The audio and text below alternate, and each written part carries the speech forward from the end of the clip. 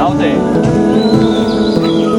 1, 2, 3. भौतिक जिन्दगीमा सब थोक कमाउनु छ भने सबैभन्दा पहिले मानसिक र शारीरिक रूपले स्वस्थ हुनुपर्छ।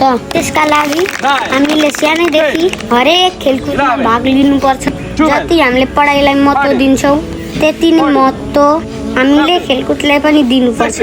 अनि मात्र हाम्रो यो सम्पूर्ण जीवन स्वस्थ सबल अबल बौद्धिकता पूर्ण जीवन जिउन मद्दत पुर्याउँछ खेलकुदले। त्यसैले सबैजनाले खेलकुद र शारीरिक व्यायामलाई आफ्नो दिनचर्यामा सबैले सामेल गर्नु होला। स्वस्थ नै हाम्रो धन हो, स्वस्थ नै हाम्रो सम्पत्ति। मानसिक रूप र शारीरिक रूपले स्वस्थ हुनु नै हाम्रो जीवनको मात्रा हो, नत्र सम्पूर्ण जीवन नै व्यर्थ हो।